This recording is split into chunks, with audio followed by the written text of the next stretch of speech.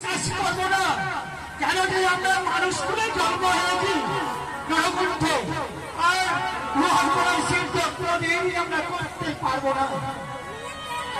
ভাই, তুমি তোমার মেয়েকে বেশ সুন্দর দেখতে পারবে ভাই। আমার মনে হয় নিশ্চয় লোহার সিদ্ধ করবে।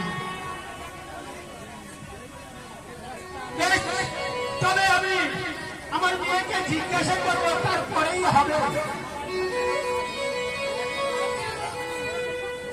বাবা গো, কেন তুমি এত দেরি করলে বাবা?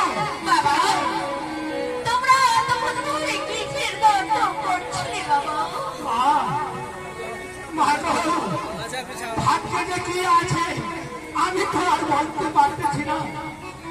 শুনো মা, চট্টগ্রাম নগর থেকে এসেছে তারা চার এসে আজকে আমাকে হঠাৎ বলছে যে হাই রে হাই।